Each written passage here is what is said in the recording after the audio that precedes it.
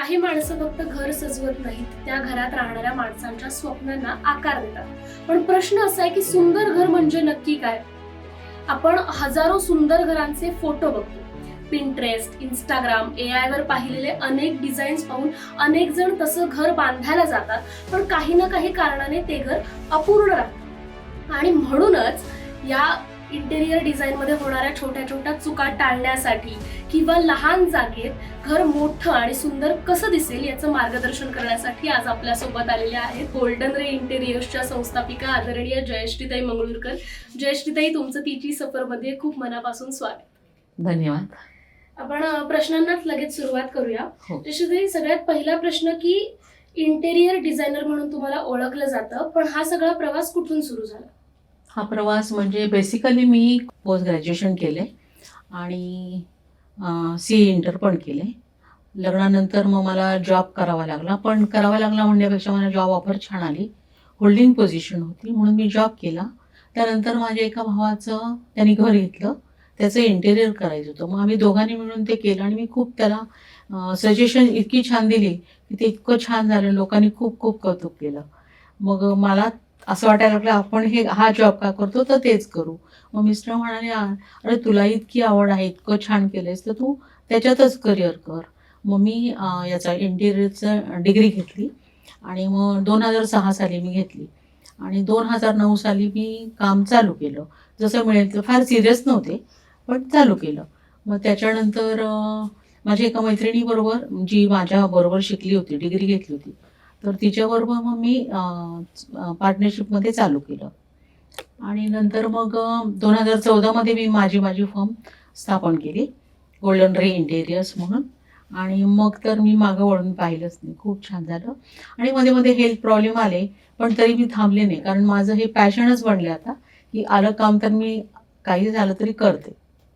तुम्ही म्हटलात की तुमच्या भावाच्या घराचं तुम्ही इंटेरियर म्हणजे तुम्ही सजेशन दिलं आणि तिथून तुम्हाला हे हो. सगळं सुचायला लागलं, तर मग कसा होता तो क्षण? ते खूपच छान. मला वाटायला लागलं, अरे हे इतकं भारी आहे, इतकं मस्त वाटतंय. म्हणून मी ते चालू केलं. मिस्टरांनी पाठिंबा दिला. भावंडंही म्हणाले, "तू कर" म्हणून. आणि मुलाचं पण आता सध्या तर सपोर्ट आहेच आहे खूप. आणि कुठलीही साईट झाली की सासूबाई खूपच खूपच कौतुक करतात. त्याच्यामुळं असं वाटतं ठीक आहे, छान आहे हे. आणि मलाही आवडायला लागलं. मला असं काम केल्यासारखं नाही वाटत ते. घराच्या इंटेरियर मध्ये सगळ्यात महत्वाचा भाग कोणता असतो असं तुम्हाला वाटतं? घराच्या इंटेरियरमध्ये महत्त्वाचा भाग म्हणजे किचन. किचन हाच आहे. आणि किचन मध्ये करायच्या म्हणजे आता कि किचन जर आपण वेगळ्या पद्धतीने करणार तर त्याच्यात कुठल्या कुठल्या गोष्टींची काळजी घ्यायची असते असं तुम्ही आतापर्यंतच्या प्रवासात बघितलंय? किचनमध्ये काळजी म्हणजे एकतर त्याचा प्लॅटफॉर्म. प्लॅटफॉर्म हा एकतर ग्रॅनाईटमध्ये तुम्ही करू शकता. हल्ली तर क्वार्ट्जचा खूपच हे आहे, म्हणजे ट्रेंड आहे. त्याच्यानंतर फुल टाईल्स पण वापरू शकता. पण ग्रॅनाईट म्हणजे स्वस्त, सुंदर, टिकाऊ हं. हे असं आहे आणि बजेटमध्ये असतं. आणि रफ अँड टफ तुम्ही यूज करू शकता. पण जर समजा लुक वाईज बघितलं तर क्वार्ट्ज छान आहे, पण कॉस्टली आहे, मेंटेनन्स करावा लागतो. ती तयारी असेल तर क्वार्ट्जमध्ये जायला काहीच हरकत नाही. आणि दुसरं फुल वॉल टाईल्स म्हणजे फुल टाईल्स असते, तर ती तुम्ही क्वार्ट्जसारखी दिसते, पण ती वापरू शकता. पण त्याला थोडं जपावं लागतं, हं. कारण त्याला थोडे स्क्रॅचेस पडतात आणि ॲल्युमिनियमचं भांडं थोडंसं घासलं गेलं तरी त्याच्यावर डाग पडतो. बस एवढेच त्याची हे कॉन्सेप्ट. किचन सोबत लाईट सुद्धा तितकेच महत्वाचे आहेत. घराच्या इंटेरियर मध्ये लाइटिंग किती महत्वाचं असतं? लाइटिंगचा खूपच आहे, कारण लाइटिंगने ॲम्बियन्स वाढतो, छान दिसतो. गुड लाईट तुमचं मूड छान करतो आणि रोमॅन्टिक वातावरण तयार होतं, प्लेझंट वातावरण तयार होतं. घराचा सगळा म्हणजे पेहरावच बदलतो. आणि बॅड लाईट असेल तर चिडचिड वाढते आणि चांगलं नाही वाटत, पीसफुल नाही वाटत. हे सगळे प्रकार आहे. आणि लाईटचे प्रकार म्हणजे spotlight, track light, profile light, drop light, cob light आणि टास्क लाईट असे बरेचसे आहेत. आणि लाईट खरेदी करताना फक्त तो लाईट वरनं कसा दिसतो ते नका बघू, तर त्याची वॉरंटी किती आहे, त्याचा लाईट कसा पडतो, प्रकाश किती पडतो, ह्या सगळ्या गोष्टी बघायला. इंटेरियर डिझाईन करताना घर मोठं भासवण्यासाठी काय काय गोष्टी करतात? घर मोठं भासवण्यासाठी म्हणजे मेनली पाश्चात्य देशात काय असतं की घर मोठे दिसतात कारण की त्यांचे लाईट कलर असतात आणि सामान कमी असतं आणि फर्निचरही कमी असतं. आपल्याकडे काय करतात की घर जेवढं आहे तेवढं फर्निचर बनवून टाकतात. एकतर खूप साठवणूक करतो आपण लोकं, खूप वस्तू असतात. तर समजा आता मार्केटमध्ये तांदूळ आला, तर वर्षभराचा भरून ठेवतात. ही गरज नसताना. कारण की वर्षभर मिळतो. जुना पाहिजे, नवा पाहिजे, कुठला हवा तो मिळतो. पण ते भरून ठेवतात. त्याच्याने काय होतं, तर स्टोअर करायला जागा जाते आणि मग घर क्राउडेड होतं. मग ते लहान दिसतं.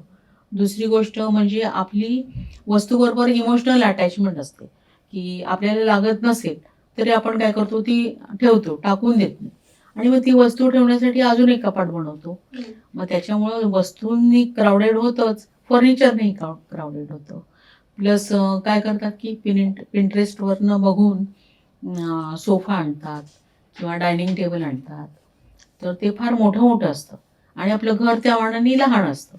तर काय होतं, मग तो डायनिंग टेबल घ्या, मग तो भिंतीला लावा. मग तो भिंतीला लावला, की मग मागच्या 2 चेअर त्या युजलेसच होतात, जागा अडते आणि उपयोगाच्या होत नाहीत आणि वेस्ट ऑफ मनी. प्लस सोफाही असा बल्की मोठा घेतला जातो, की बसतात तर लोकं तेवढीच आणि वावरायला जागा राहत नाही. तो एक आहे आणि मोठं दिसण्यासाठी लाईट कलर द्यावा, लाईट फर्निचर घ्यावं, लेग्स हायटेड ठेवावे आणि हे सगळ्या गोष्टी तुम्ही करू शकता. आता हल्ली घरात सगळ्यात मोठा म्हणजे घटक म्हटला जातो तो बाल्कनी किंवा टेरेस. हां. बाल्कनी किंवा टेरेस डिझाईन करणं किती गरजेचं वाटतं? बाल्कनी किंवा टेरेस तर डिझाईन करावंच. कारण की काय माहिती का, की आधी बिल्डर टेरेससाठी किंवा बाल्कनीसाठी हाफ रेट चार्ज करायची. आता तो फुल रेट चार्ज करतात. म्हणजे आपण जो समजा 8,000 ते 15,000 रेट आहे पुणे मुंबईमध्ये. तर तो जर इतका महागाचा आपण घेतोय आणि तसंही आपल्याला लोकांना बंगल्यात राहायची हौस खूप असते. आपण इथं शहरामध्ये बंगल्यात राहू शकत नाही. मग आपण टेरेस आहे तो बाहेर बसायला वगैरे उपयोगी करू शकतो. मग तो छान डेकोरेट करा. डेकोरेट म्हणजे ते प्लास्टिकचं गवत टाकून करा नाही, तर वुडन टाईल्स टाका, की त्याच्याने नेचरच्या जवळ आलं, की ते एक वेगळं व्हायब्रेशन येतं. प्लस अशा मोठ्या-मोठ्या कुंड्या लावा, की त्याच्यामुळे तुम्ही संत्र, मोसंब, लिंबू, सीताफळ, चिकू अशी झाडं त्यात लावू शकता. जर टेरेस मोठा असेल तर आणि लहान असेल तर छोटी फुलांची झाडं वगैरे तुम्ही रोपं लावू शकता आणि त्यांनी छान दिसतो. मग त्याच्यात ठीक आहे तुम्हाला नसेल हे करायचं तर त्यात नीलकमलच्या प्लास्टिकच्या चेअर जरी आणून ठेवल्या तर संध्याकाळी बसायला किंवा कोणाला वाचनाची आवड असेल तर वाचन करायला ते छान आहे. प्लस तुम्ही योगा करू शकता, मेडिटेशन करू शकता. मित्र-मैत्रिणी आले तर त्यांच्यावर गप्पा मारू शकता. या गोष्टींसाठी उपयोग होतो. आउटिंग आणि घरात बसण्यापेक्षा थोडंसं बाहेर बसायची मजा पण येते. मग तुम्ही कव्हर करा, पॅरागोला करा, अशा गोष्टी तुम्ही करू शकता. त्याचा उपयोग करून घ्या. मग तुम्ही त्याला पैसे मोजलेत. मग लोकांचं फक्त पावसात तो शेवाळतो, घाण होतो. त्याच्यापेक्षा काही ना काही करा, डेकोरेट करा, मस्त बसा त्याला. आता AI असताना सुद्धा इंटेरियर डिझायनरची काय गरज आहे? हां, इंटेरियर डिझायनरची गरज तर कायमच राहणार आहे. कारण की AI तुम्हाला जे दाखवतं, ते पाश्चात्य जीवनशैलीचं असतं. ते आपल्या इंडियनचं नसतं. कारण की तिथं मिळणारं मटेरियल, तिथल्या लोकांची जीवनशैली ही वेगळी आहे इंडियन्सपेक्षा. किंवा जर तुम्ही कुठल्यातरी घराचा फोटो बघितला आणि त्याच्यावरनं कॉपी पेस्ट करायचं ठरवलं, तरी फोटोमध्ये ते असं वाईट दिसतं. त्याच्यामुळे असं वाटतं की हे आपल्याला बसेल. पण ते तुमच्या घरात सूट होत नाही. तुमच्या घराची थीम ही वेगळी असते आणि तुमच्या घरात राहणारी लोकं, त्यांच्या काय गरजा आहेत, त्यांची काय उंची आहे, त्याच्यात कोण काय काम किती काम करतं, मेड काम करणारे का घरातली गृहिणी काम करणारी, ह्या सगळ्यांनी सगळ्या गोष्टी बदलत असतात. तर त्याच्यामुळे तसा नाही फरक पडत फारसा. आणि दुसरी गोष्ट म्हणजे आपल्याकडे फोडणी दिली जाते. ती लोकं फक्त गरम करतात किंवा त्यांची कुकिंगची पद्धतही वेगळी असते. त्याच्यामुळं बऱ्याचशा गोष्टी वेगळ्या आणि तिथं मिळणारं मटेरियल हे वेगळं असतं आणि आपल्याकडं मिळणारं मटेरियल वेगळं असतं आणि त्यामुळे ते थोडंफार सिमिलर दिसतं. पण तिथलं हवामान वेगळं असतं आणि आपल्याकडचं हवामान वेगळं आहे. त्यामुळे फरक पडतो. जर समजा कोस्टल एरिया आहे तर तिथं वेगळं मटेरियल लागतं किंवा बाहेरचं मटेरियल आपल्याकडे मिळत सुद्धा नाही. त्यामुळे तो फरक पडतो आणि मग त्याच्यामुळं टर्माइट्स होतात, नंतर लिकेजचा प्रॉब्लेम येतो, असे बरेचसे प्रॉब्लेम येऊ शकतात. एकच माझ्या बहिणीने काय केलं होतं की असंच AI वरती पिंटरेस्टवर बघून तिने किचन आणि बेड केला. तर झालं काय की नंतर तिचे काही दिवसांनी असे सारखे फोन यायला लागले की अगं माझं कंबर दुखती, पाठ दुखती, कंबर दुखती, पाठ. खूप टेस्ट झाल्या, म्हणजे एक्सरे झाले, कॅल्शियमच्या गोळ्या झाल्या, D3 झालं, अशा खूप व्हिटॅमिनच्या गोळ्या हे ते झालं. पण फरक काही पडत नव्हता. डॉक्टरही कन्फ्यूज झाले की का झालं. नंतर मग तिच्या मुलीचा साखरपुडा होता. आम्ही गेलो होतो भोपाळला तिच्याकडे. मग माझ्या लक्षात आलं, "अरे तुझ्या ओट्याची हाईट ही कशी काय?" नाही मग ते याच्यात दिलं होतं त्याप्रमाणे आम्ही केलं आणि झालं. मग तिची हाईट ही कमी होती. कारण पाश्चात्य देशांमध्ये 5-10 वगैरे हाईट असते. आणि आपल्याकडे साधारणतः 5-5 ही नॉर्मल हाईट आहे. तर त्याच्यामुळे तो प्रॉब्लेम यायला लागला होता. मग इतकं म्हणजे तिने 4 लाख खर्च केला होता किचनला आणि त्यामुळे किचनचं काय झालं होतं, आता ते तोडणंही शक्य नव्हतं कारण सगळं चांगलं मटेरियल वापरलं होतं तिने. मग काय केलं, मग मी तिला म्हटलं आता पाठ वापर. त्याच्यावर उभी राहिलीस की बरोबर तुला करता येईल, तुझी कंबर दुखणार नाही. आणि लोकांच्या पाठ दुखतात, कंबर दुखतात, खांदे दुखतात. जर कारण ते जर मेजरमेंट व्यवस्थित नसेल तर ते होतं. त्यामुळे असं फोटोत बघून आणि तुमच्या घरातली जीवनशैली वेगळी असते. त्यामुळे ते नाही कामात येत. सगळ्यात शेवटचा प्रश्न, आता इंटेरियर डिझायनर्स भरपूर आहेत, हं. पण तुमच्या गोल्डन रे इंटेरियर्स कडे अशी काय खासियत आहे ज्याने लोकांनी तुमच्यावर विश्वास ठेवावा? आमची खासियत म्हणजे आमचं एक डिझाईन हे दुसऱ्यासारखं नसतं. आमचं डिझाईन हे पर्सनलाइज असतं, जीवनशैलीप्रमाणे असतं. घरात किती लोकं आहेत, लहान किती आहे, मोठे किती आहेत, याचा सगळा आम्ही विचार करतो आणि मग त्याप्रमाणे. आणि लहान जरी असतील तरी त्यांची आवड काय आहे. समजा मुलगी आहे, तिला डान्सची आवड आहे किंवा तिला संगीताची आवड आहे, संगीताचे इन्स्ट्रुमेंट असतील घरात तर ते ठेवायला जागा करायला लागते किंवा तिला मेकअपची जास्त आहे तर व्हॅनिटी मोठी आणि चांगली करावी लागते. असं प्रत्येकाचं आम्ही पर्सनलाइज करतो आणि दिसायला सुद्धा. आता मी बघते की लोकं ट्रॅडिशनल थीम म्हणून सांगतात, पण त्यात करतात काय की देवघराला महिरप ती उडण करतात, 2 पिलर उडण करतात आणि खालचा जो कप्पा आहे ड्रॉवर किंवा ते नैवेद्यासाठी केलेलं किंवा खालचं शटर्स वगैरे असतील ते व्हाईट लॅमिनेटमध्ये करतात.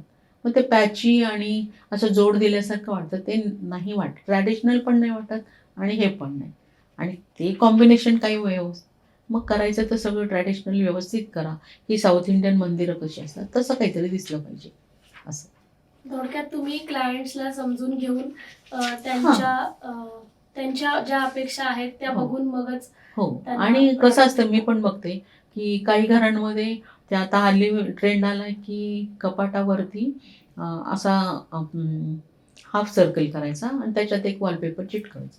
मग घरभर तेच आणि सगळीकडे तेच. असं नाही. आमचं प्रत्येक घरात वेगळं असतं आणि शक्यतो आम्ही क्लायंटला समजवतो की तुम्ही ट्रेंडच्या मागे जाऊ नका. ते 5-7 वर्षाचंच आहे. कारण 5-7 वर्षांनी ट्रेंड बदलतो. मग तुमचं घर असं वाटायला लागतं, अरे ते छान आहे, यांनी केलं ते छान आहे. तसं नाही. ते कायम तुमचं छान वाटेल असंच करा, की ते तुमच्या डोळ्यांना पीसफुल वाटेल, चांगलं वाटेल. आता मी तुम्हाला काही छोटे छोटे प्रश्न विचारेन, तुम्ही त्याचं एका वाक्यात उत्तर द्या. बरं बरं, ठीक आहे. घर कसं असावं, सुंदर का फंक्शनल? फंक्शनल. वास्तू किती फॉलो करावं? वास्तू बेसिक तर करावं बहुतेक तरी, जेवढं जमेल तेवढं. आणि जर खूप जर विश्वास असेल तर मग मात्र पूर्ण आधी वास्तू करणाऱ्यांना बोलवून पूर्ण हे करून मग त्याप्रमाणे करा. काही हरकत नाही. फक्त डिझाईनला लिमिटेशन देतात, पण येतं करता ॲडजस्ट होतं. मॉड्युलर की कार्पेंटर? मॉड्युलर आणि कार्पेंटरी दोन्हीचं कॉम्बिनेशन करावं. कारण की मॉड्युलर हे दिसायला छान असतं आणि कार्पेंटरचं हे मजबूत असतं, स्ट्रॉंग असतं. तर त्यामुळं दोन्हीचं हे केलं आम्ही बहुतेक तरी कॉम्बिनेशन करूनच करतो. दिसायला छान दिसतं आणि जिथं ओझं ठेवणार आहे तिथे तुम्ही कार्पेंटरकडनं करू शकता. फॉल्स सिलिंग आवश्यक आहे का? जर हाईट खूप असेल तर आवश्यकच आहे. कारण लाईट नीट स्प्रेड होत नाही. मग कितीही ट्यूब लावल्या तरी अंधार दिसतो आणि घर ॲम्बियन्स वाढतो जर फॉल सिलिंग केला तर. पण एखाद्याला नाही आवडत तर ठीक आहे, बाकीच्या गोष्टी करून ॲम्बियन्स आणू शकतो जर हाईट कमी असेल तर. पिंटरेस्ट की personal design? Personal design, personalise. कारण की घरातल्या प्रत्येकाची गरज आवश्यकता वेगळी असते, मग पर्सनलाइज. मार्बल की टाईल्स? दोन्ही छान आहे. जर बजेट असेल तर मार्बल घ्या, अदरवाईज टाईल्ससुद्धा खूप छान दिसतात. ओपन किचन की क्लोज? ते घरातल्या लोकांच्या लाईफस्टाईलवर डिपेंड आहे. ओपन किचन आवडत असेल तर ठीक आहे, पण काहींना नाही आवडत तर क्लोजच करा. लाकूड की ग्लास? दोन्हीचं कॉम्बिनेशन. कारण ग्लासनी खूपच छान घर दिसतं आणि लाकूड गरजेचंच आहे. आणि सगळ्यात शेवटचं, लक्झरी की बजेट?